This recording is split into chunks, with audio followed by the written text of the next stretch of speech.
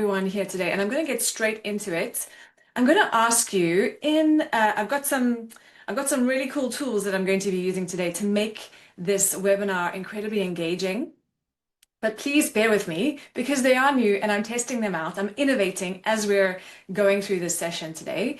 And bear with me if they don't work exactly as planned. But we're going to give them a test run. So what we're going to do is, firstly, I'm going to ask you if you can all tell me where you are. In the chat, open up the chat now. I'd like you just to tell me where you are in the world right now. You can type in a city, a town, a country, type it in the chat and press enter. And when we see everybody's details, it'll actually start populating on the screen on our map and we can see where everybody is coming from today. So we've got some people from Abu Dhabi, Herefordshire, Devon, UAE, Brighton, Margate, UAE, Dubai, Norfolk, Abu Dhabi again. Brilliant. Even some things popping up here. I can see we have some in the US. I'm not sure where specifically. Oh, maybe those are earlier ones, but brilliant. So we've got some people from all over the world, which is brilliant. I love to see diversity that we have in the room. That makes for really great innovation. So two things, I'm going to just dive straight in. And two things are true at the same time, and you're really not going to like hearing this. Leaders are expected to deliver results really quickly, and leaders are also expected to innovate. You know this, right? You have to deliver outcomes, but also you're expected to innovate. And that's somewhere between your first coffee and your third back-to-back meeting. And you can see the problem with this, right? You can see the problem with this really clearly because productivity and innovation run on completely different mental operating systems. So I'm going to share my slide with you and just let me know if you can't see any of these, but if you can't, just make sure that I'm pinned and that you can have a look at these. The difference between innovation and productivity is one rewards speed, but the other punishes speed and actually needs time. Productivity loves structure, but innovation needs ambiguity and, open edges. Productivity focuses on execution, whereas innovation focuses on exploration. Productivity, you'll know, works best with very clear answers. So 1 + 1 = 2, and A and B, and wrong and right, and black and white, kind of contrast. But innovation begins with very unclear questions. It is very ambiguous. Productivity also optimizes what currently exists, whereas innovation really rethinks what exists. But wait, there's more. I really want to drive home the fact that there's a very clear difference between productivity and innovation. So productivity seeks efficiencies, whereas innovation seeks possibilities. Productivity delivers predictable outcomes, whereas innovation creates very uncertain outcomes. Productivity reduces the variation, so it actually creates, less. In order to be efficient, you start to simplify to be efficient, whereas innovation experiments with options and variation. Productivity runs on clarity, whereas innovation runs on curiosity. Productivity improves the current system, but productivity actually questions the whole system itself and actually creates a whole new system. One of these, the productivity part, gives you this feeling of satisfying progress by Friday afternoon, whereas innovation gives you this vague sense that you might be onto something probably 18 months from now. You know this feeling, right? And most leaders just don't realize they're trying to be productive and innovative at the same time. So this in itself might be a huge insight for some of you. You might be thinking, oh, now it makes sense why I never have time for innovation and strategic work because I'm so focused on the outcomes. Or why, when I get to the end of the week and all I've done is make decisions and come up with these great ideas and anticipate problems, and I don't feel like I've been productive enough. Because it's a bit like trying to sprint and meditate at the same time. It's technically possible to do that, right? You can visualize yourself trying to do that, but it's it's unlikely that you're going to do either of those really well. So today I want to talk to you about the 6 habits that will allow leaders to stay highly productive while also creating the conditions for strategic and creative innovation and innovative thinking. I know you all know how to do innovative thinking, but it's about creating the space for that. So we're not necessarily going to speak about this at an organizational level. We're really going to talk about this at an individual leadership level because, as you know, organizations themselves aren't productive and innovative, but people are. And if enough individuals know how to balance these two modes of thinking and doing, then innovation at the organizational level will improve automatically. I like to think automagically sometimes. But for those of you who don't know me, I am Terez. I'm your executive coach for the next 45 minutes. And I love to help leaders build the future-ready skills, future-ready leadership skills specifically, so that they can move forward in this ever-changing world much faster. That's essentially what I'm focused on. So if you don't know me, you're welcome to go and find out and explore a bit about me on my website. But before we get into the 6 habits, Hello. I'm, oh, I can hear someone in the background. If you want to ask any questions, please add those to the chat. And I'm also going to ask Zena to take down those questions and make sure that we get to them at the end. But before we get to the 6 habits, I want you to know exactly the outcome that we're working towards in the next 45 minutes. Because if you stay to the end, we're going to really just redesign your week so that you could get 2 things back. One, you're going to make sure that you have protected thinking and innovation time. And then number 2, I really want you to have cleaner execution and productivity time. Cleaner as in you're able to be efficient during that time, that you're not pulled between 2 different expectations. There's also a bigger outcome here that I want to speak about, and it's about getting to the end of the week and realizing that you've done enough, that you were productive and you also created momentum on your longer term goals. The feeling of, I get to the week and I feel like I've done enough and I can just relax.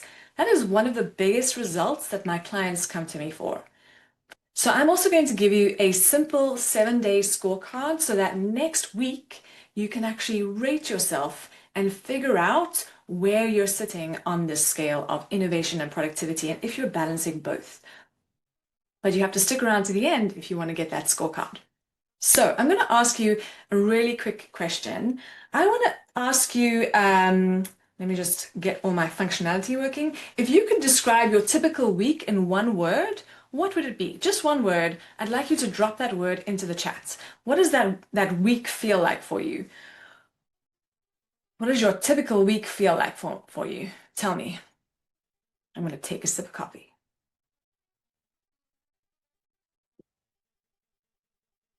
Get all your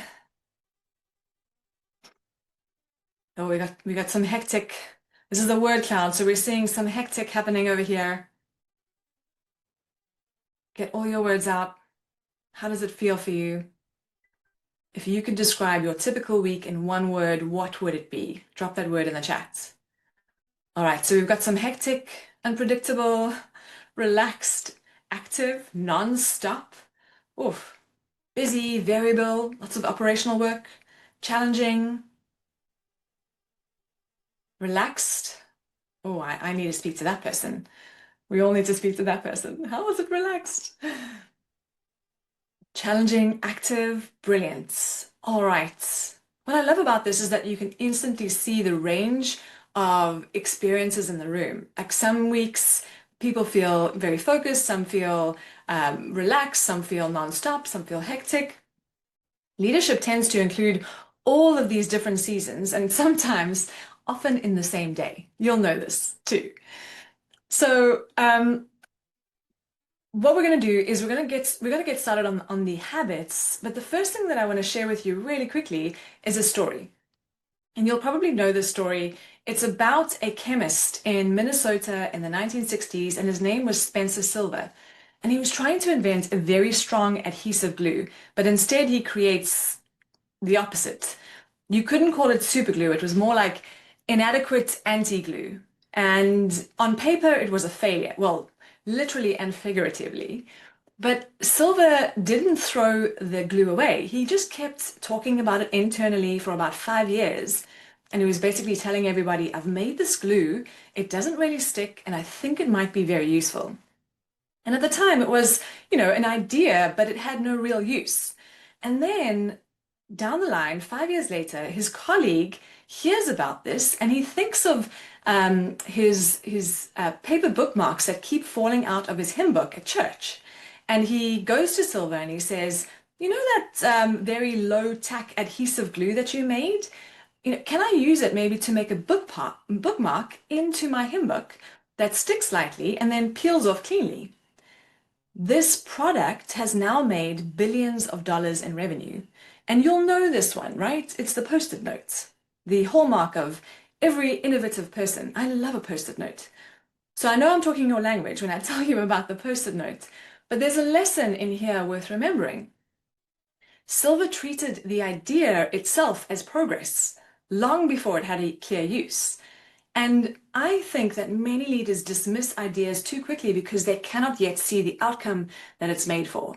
But some of the thinking that you're doing today may only reveal the value months or sometimes years from now. In fact, you might already be sitting on the thinking that leads to $1 billion decision, $1 billion product, or $1 billion system or move or innovation. Can you imagine? I mean, just imagine that could be even a possibility. So future-ready leadership really requires a very different measure of progress. It's not just about the outcomes, but also about the quality of thinking that produces those outcomes. So I want to ask you, are you recognizing your ideas as progress? Are you only rewarding the results later on when they appear? This is it's a big mindset shift, but this is what this session is going to be all about. So let's move on to I'm actually going to do a quick poll. I think that might be it before we get to the habits. I'm going to do a quick poll and I want to ask you a question, which is, where does most of your time go at work? Is it on productivity and execution mostly? Just type A in the comments. If it's a mix of productivity work and strategic and innovation work, type B. In the comments, if it's mostly that strategic and innovation work, then type C. But if you're mostly working on problem solving and firefighting, then just put D in the comments. There's no right answer here. I'm just curious about the distribution across the group. Let's have a look and see where those answers are at. Just put them all in the comments and let's see where we're at. All right, so we've got some on productivity and execution, mostly maybe the majority there, and then some working on a mix of that productivity work and strategic innovation work. Yeah, and quite a few also in problem solving and firefighting. So it's quite a big mix in this team. Brilliant. I love it. Okay, so moving on to our first habit. Oh, I've actually missed something here. Let's go back. Let's not move on to our first habit. Let's go back to what I have missed because I think this is going to be important. One of the things that I think leaders don't always see is that they may get promoted into roles where the work becomes less tangible. Because early in your career, you'll know this, right? You are rewarded for things like creating spreadsheets and writing reports and sending emails and calling suppliers and getting dopamine as soon as you do the task. But as you move up, things change. When you become a leader, your to-do list becomes more about thinking about the strategic direction, anticipating market conditions, influencing people, deciding on big cultural policies and things like that, or even, contemplating resigning and owning a smoothie bar in Bali, which is a lot of what my clients like to tell me that they really, really want to do. But when you move into leadership position, a lot of your output of your work becomes far less visible. And strategy feels very ambiguous. There's no right or wrong answers. Innovation feels very uncertain. And you can work an entire week and then struggle to point to something actually concrete. So the brain hates that. And this is why leaders very unconsciously retreat back into doing the operational work. It's not because they lack the strategic ability, it's because that operational work, like emails and spreadsheets and reports, gives them something that strategy doesn't, which is that closure, that dopamine, that ticking off something, that actual tangible result. So the first step in solving this tension between productivity and innovation is to recognize it. To recognize if you're trying to be productive versus needing to be innovative or strategic. And that moves beautifully onto our first habit, which is stop trying to be productive and innovative at the same time. I think just knowing this and knowing whether you can separate the two and being very intentional with what it is that you're working on will be incredibly helpful. Will make that productivity cleaner, but also that innovation more exploratory and more innovative too. So because trying to do both at the same time will create that cognitive friction. We saw the difference between the two and the different operating systems that are required. There's also fascinating research from behavioral science that shows that when people are placed under very strict performance targets, their creativity actually drops dramatically. And this makes sense because when you want to, go after performance, you will just keep doing what's always worked. So you're optimizing what you've always done. And therefore, there's no room for creativity or exploration. There's too much risk involved in that. And it explains why innovation often disappears inside very hyper-productive cultures. So the first habit is very simple. Separate these modes. Just knowing this, like I said, will be so helpful, but actually using this knowledge to actually separate them is going to be helpful too. So make sure that you have separate productivity time and innovation time. When you separate them, also start measuring your progress differently. It will mean that you can start valuing your work on strategy and innovation more, and then also start to use that to communicate these ideas more and communicate them in a way that says, hey, this is innovative, this is strategic, this is something that we're exploring. It's not something that's going to have very clear boundaries and constraints, but this is how we're going to deal with it differently. So I'm also going to give you some ideas of some ways that you can stop being productive and innovative at the same time. These are some of the ideas that I offer to my clients. So number one is add that innovation and strategic time in your calendar. Please just add it in for now. I know it's also about getting to doing that work, but we're going to talk about how you can get to do that work down in a few more habits. Either front load your week with this type of thinking, and even just so you know, 3M, the company that produced the post-it notes, they actually they give their people 15% of time to work on strategic and innovative ideas. I know a lot of organizations do this in many different ways. Also, batch your productivity tasks on your calendar. So do all your emails in one go, all your meetings in one go, all your project work, all your spreadsheets, reports, do them all in one go if possible, because that will keep you more efficient for that time. And then also start measuring your innovation and strategy outputs as progress. Really ask yourself at the end of the week, what have I done that's actually moved the innovation and strategy forward? And that's going to be a progress marker for you.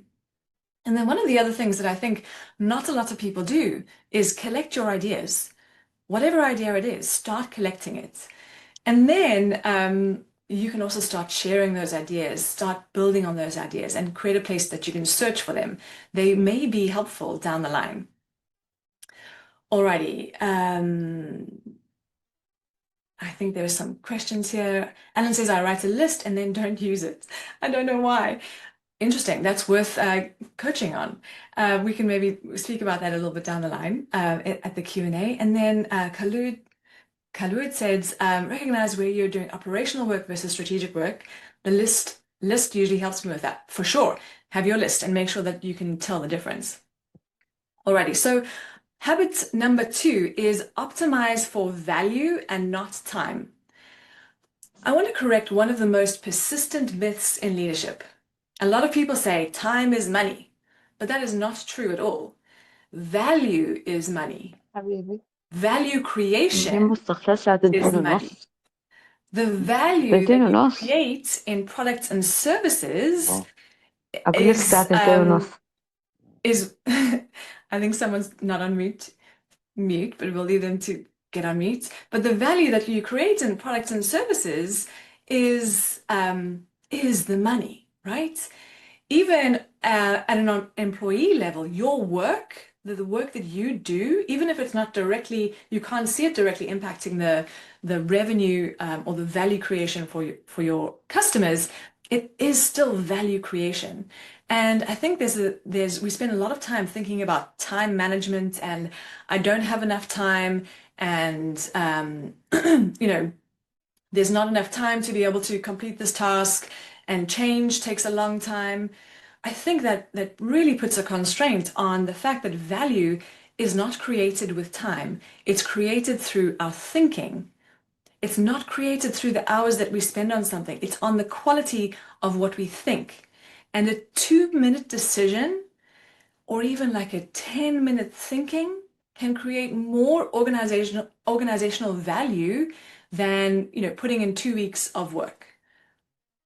Just a question can shift the value in a project, a single question.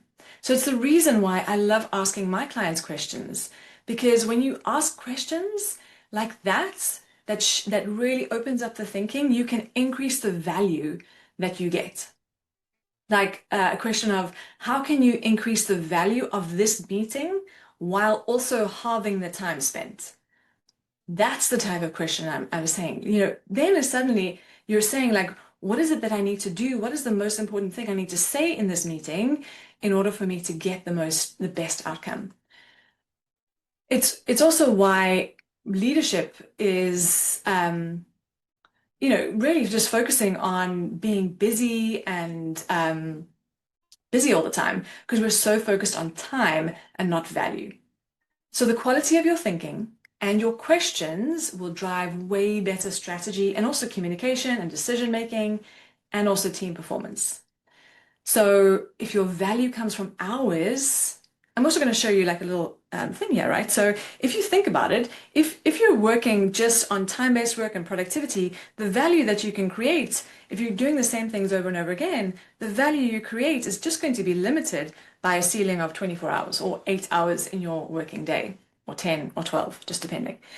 But if you're talking about quality of thinking, different questions, creating systems, innovation work, then the value that you can create is actually unlimited. It's exponential. It doesn't hit the ceiling every single time. There's something that I also want you to know is that right now, I'm going to just segue really quickly because I remembered an article that I wrote recently that I really believe that we're no longer living in a knowledge economy. We're moving into a thinking economy. For the last few decades, knowledge was the advantage. If you knew more, then you were more valuable. But knowledge has now become a commodity. You can open up ChatGPT and ask a question, and it can produce something that looks like a PhD level explanation on any topic. So knowledge is no longer scarce, but thinking is. Innovative strategic thinking is. AI can analyze the past knowledge and it can synthesize past thinking, but it can't access future thinking, imaginative thinking. That's what humans do. We create and we imagine, and innovation literally lives in that future-based thinking. So habit number 2 is stop confusing time with value. Your thinking is your value. Let's go back here. There we go. So some ideas of what you can do here is just ask better questions. Instead of asking questions like, how long is this going to take or who's going to do this? Let's ask questions like, what would make this dramatically more valuable? What problem are we actually solving here? Is there a faster, simpler, better way to achieve this outcome? Every single question is going to help you increase that value. Another way that I like to offer clients is use opposite questions. So, for instance, if someone comes to you with an objection and says, we can't do this under the current constraints or with the current time or resources that we have, let's ask the question, the opposite. How could we do this under these constraints? What needs to be possible for us to be able to do this? And that will reveal some great questions. I mean, solutions. And then ask the question, what is the highest value thing that I could be doing with my time? Ask yourself this question every day. What is the highest value thing that I could be doing with my time this week and today? That will really open up some very clear answers for you. Okay, habit number 3. Think like an entrepreneur inside the organization. I think one of the most powerful mindset shifts for leaders that they can adopt is this. You are not an employee. You are the asset. You are an entrepreneur inside your organization and you're selling a service. You're selling value. Entrepreneurs often ask the question like, where is the opportunity? Where can I create the highest value use of my time? Whereas if you think like an employee, you need to say, well, what needs to be done? What things do I need to tick off? Uh, those kinds of questions. Who needs what from me now? But entrepreneurs will always be asking, what's the highest value? What actually matters here? This mindset shift. Remember, I mean, you could absolutely do things exactly the way you've been doing them before, but I love to build future-ready leadership skills. What do you need to do to be able to stand out in this world? And I really believe it comes down to the thinking. So this shift of thinking like an entrepreneur really changes how you use your time, how you think about your value, how you design your role, how you ask questions, how you negotiate in your career. The moment you see yourself as the asset, your job becomes very clear. And all you need to do is protect the asset, develop the asset, create value with it, and use that asset so that it can create the most value for your client, which is the organization that you're in or the organizations that you're working with. So this thinking is where you're going to be able to create the most value. Well, your thinking time itself is where you're going to be able to create the most value. So here are some ways that you can do this. Number 1, protect the main asset. You are the core asset. You have to protect it. I always see a lot of leaders who leave their well-being and their exercise and their nutrition on the last, their life-work balance. It's the last thing on their list. But you're the asset. If you think like an entrepreneur, you have to protect that asset at all costs. The second thing is build more assets. So when you're in the organization, you can use your thinking to create more systems, more frameworks, more things that can be duplicated and taught to other people. That will be hugely valuable for the organization.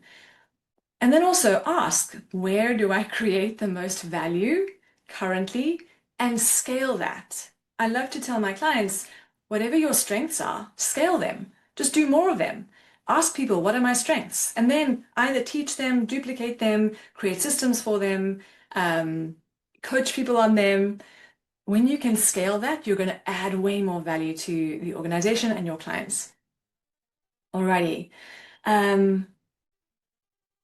Lindsay asks, I love this question, what is the purpose and output of the meeting to try and keep people focused? Absolutely, for sure. We need to be asking that in every single meeting. Make sure that everybody is aligned to that specific outcome.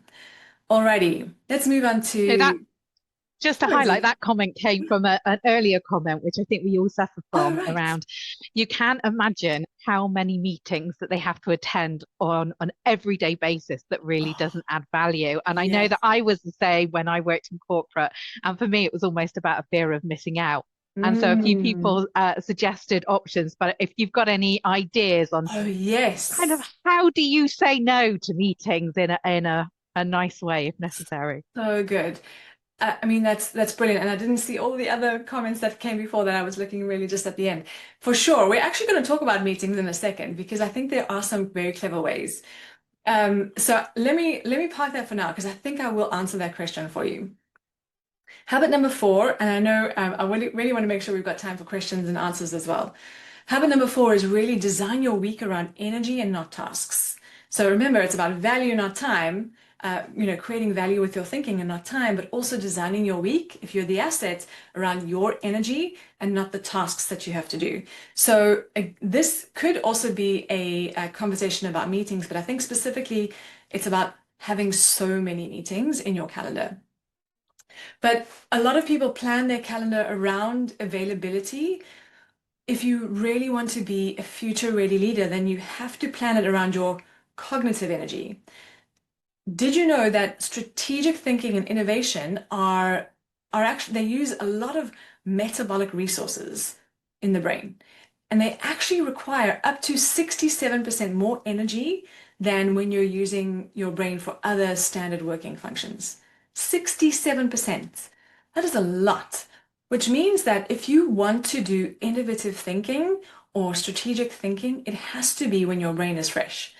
So, I mean, I know a lot of leaders who start their week with all the reactive stuff, emails, meetings, admin requests, and then they try and attempt to do innovation at 4 o'clock when their brain is mashed potatoes, quite frankly.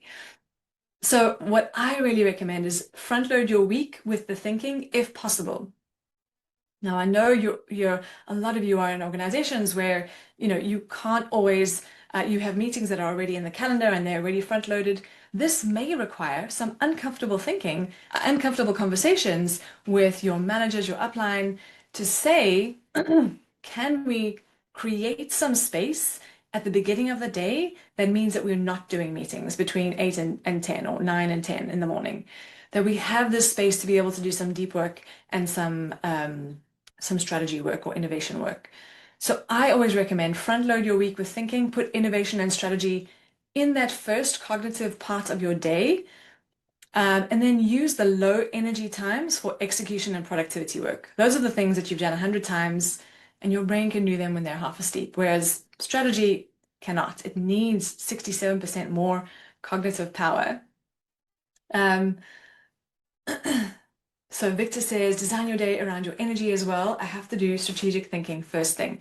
Exactly. A lot of people have different cognitive peaks as well. So you might want to figure out when is the best time for you. But for a lot of people, I think the majority is in that morning space.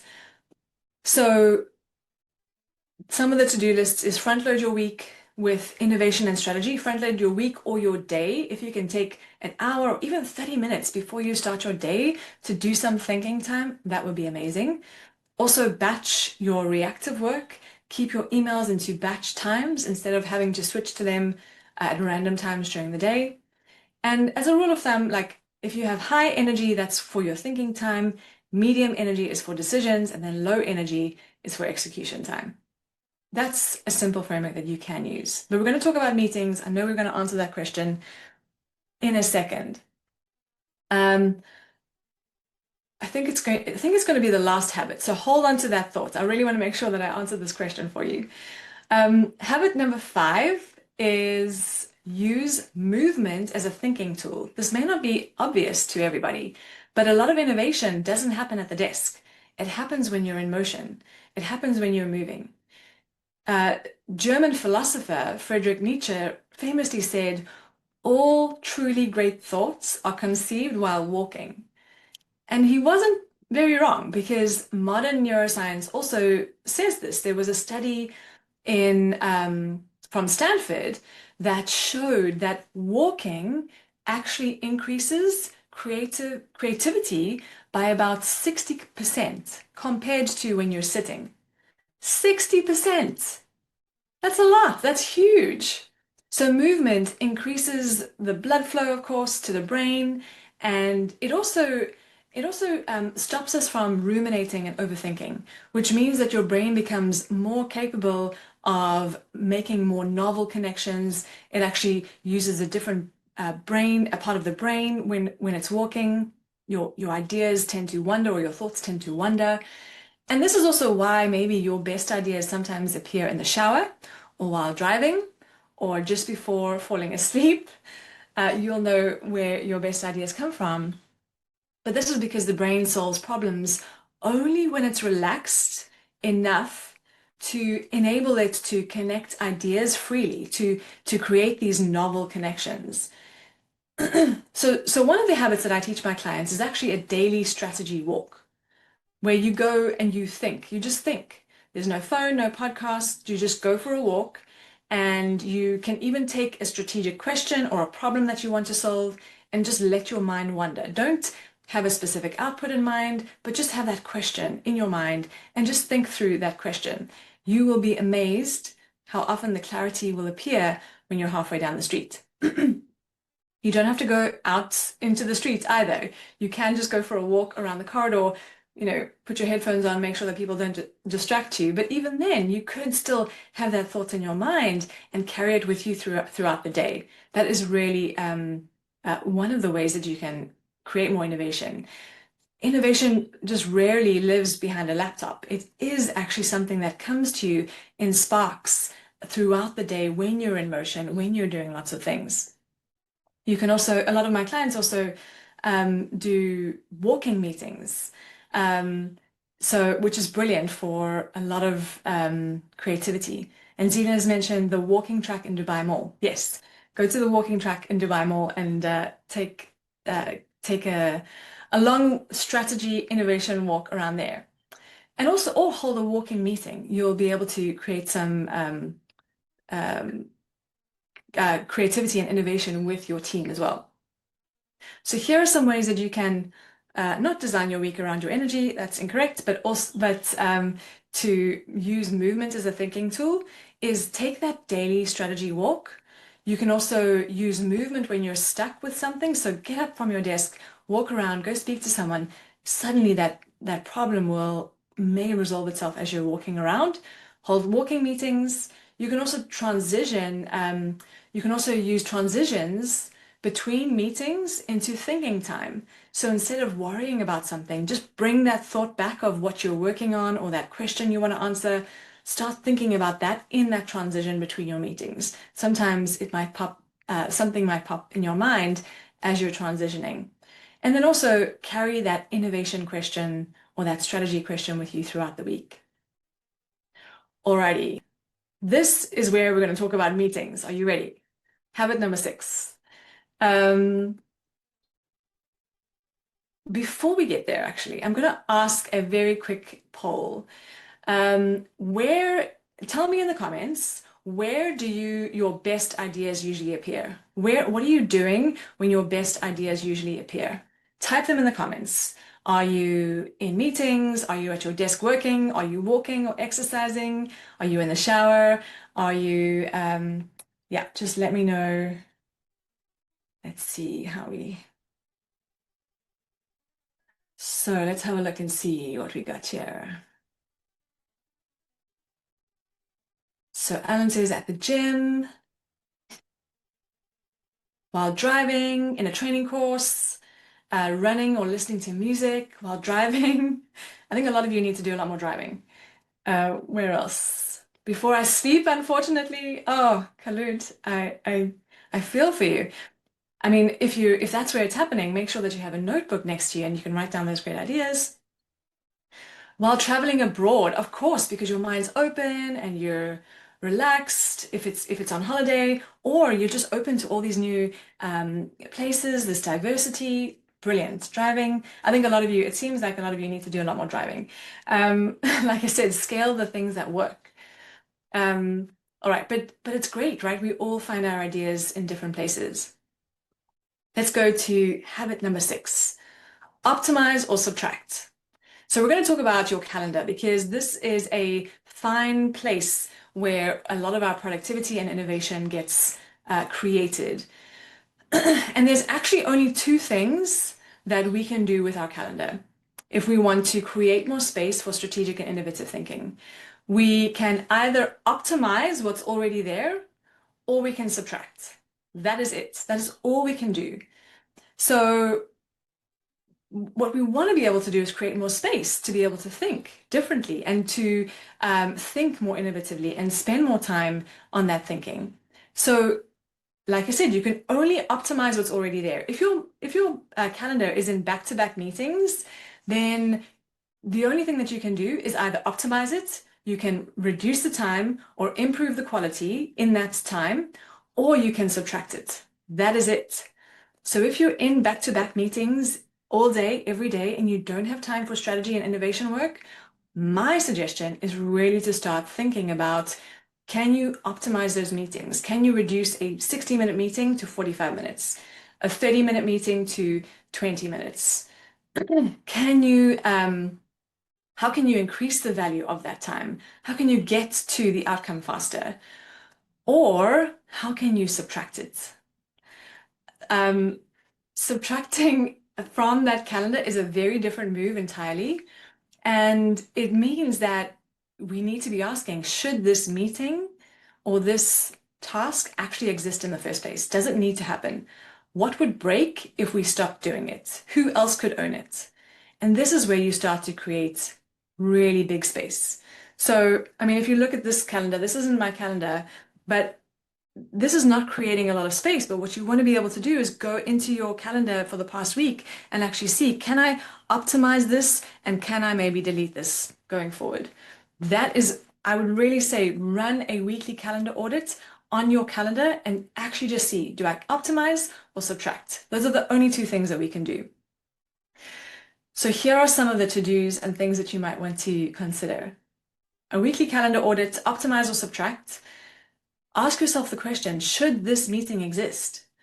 Also, when you optimize, you can also increase the quality or the value with what stays. And in that way, it might mean that you can, it might actually create more value for that time that you're in.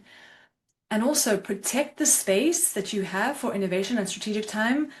It's your asset, your thinking time, and that time that you have with yourself to think or with others to think is probably one of the most important things, but you're not going to see the progress of it down the line. You have to just mentally put your head around those kinds of that kind of difference.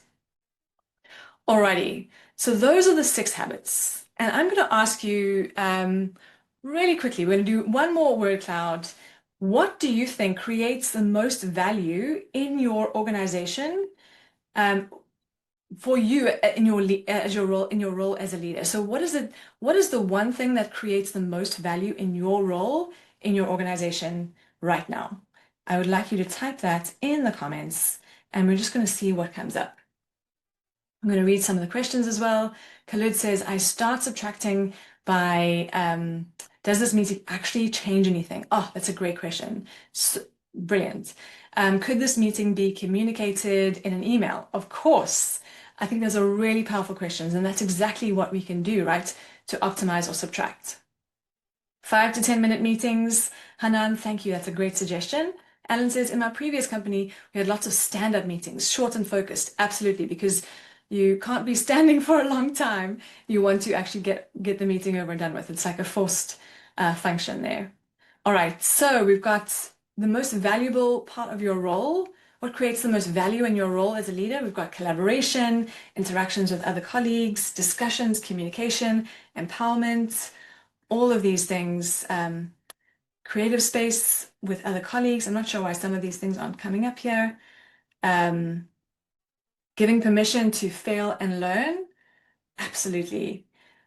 All of those things are what create value in the organization. And that's what this is all about, is how do we spend more time on the things that create more value? A lot of it has to do with our thinking and then our collaborative thinking with others. And so many leaders, don't do well at this because, not because they lack intelligence or the social connections, it's because, literally, just because we're sometimes trying to run both of these systems at the same time. So when you separate them, everything improves. Execution becomes sharper and innovation also becomes possible as well. So if there's one thing that I want to leave you with, it's that. Make sure that you're able to separate the two. Alrighty, any questions? I know that we're at time, but if there's anybody who would like to hang around and ask some questions, I am very willing to answer those for you. I'll also share with you on my screen the place where you can go and get the downloads of this. You can get these, you can get the PowerPoint. I can't even think straight right now. My brain needs a break. And on it, we'll have this 7-day productivity scorecard.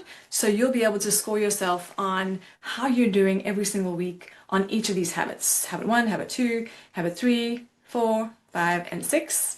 Just scan the code, the QR code, and you'll be able to go and download these notes now. Any questions? And also, yes, if you'd like to get in touch with Ideas UK and get these on their email, I think I can send them through to the email as well. But is there any questions that we have? Zena, what are your thoughts? Tell me. Well, as always, first off, absolutely fabulous. So thank you for sharing all those top tips. And it's been lovely that actually everyone's been so engaged through the chat function. I think almost needing more time is something that we all think we need more of. But as you rightly say, maybe it's how we think and how we push, certainly for me, my fear of missing out onto the back burner to say no to certain things, to Mm. give me that time and space to be strategic, to think, to be innovative, Mm. and also to come to sessions like this to give you inspiration, which I think is Mm. always useful. So thank you so much. Does anybody have any last questions for Terez? I'll also drop her contact details into the chat function as well, if that's okay with you, Terez. We've got a takeaway. Yeah, When one people take. Yeah, carry on, go Zena. on, over to you. Thank you, Khulud. When people say multitasking, I usually say multi-focusing, meaning doing many Ooh. things at once. But in reality, we are focusing on one thing at a time and switching between them the most effective way. So let's just, oh, sorry, it's just popping up. I love that. Multi-focusing. Um, yeah, and then also being able to switch between them in the most effective way. Absolutely. I think that's if that's working for you, Khalid, great. Hanan says, how do these habits need to evolve as AI and Mm. automation reshape leadership roles? Oh, that's a brilliant question.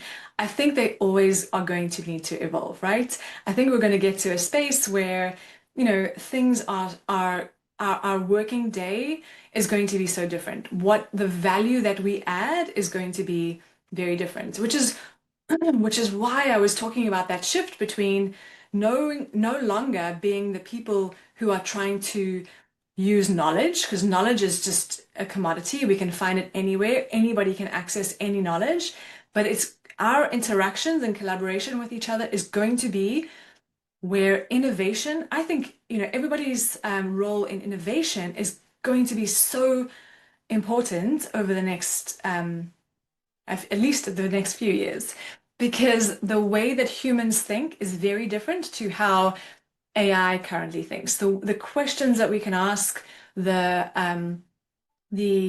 random attachments that we can make is completely unique to humans. It's kind of like, there was a person who found this medicinal drink in Bali, and he obviously went on wanted to open up a smoothie bar in Bali, but he went to Bali and he found this medicinal drink, and it tasted a bit like urine, it looked a bit like urine, but then he thought and he asked himself the question, how can I turn this into um, a multi-billion pound drink in a small can, charge more for it, and actually go up against Coca-Cola? AI is not going to come up with that solution. Humans are going to come up with those kinds of solutions and that kind of thinking. But it does take brave, bold thinking to get there. And I think, Hanan, if you are focused on your thinking, your quality of thinking, your questions, then your habits are going to evolve just from that space. Just focus on that thing, that one thing. Great question, though. Perfect. And I think that is the best place to leave it for today as well. We all need to focus on our thinking. Thank you so much, Terez. Thanks, Thank you everybody. everyone for So good to joining be us here. and Bye. join us again next month. Thank you.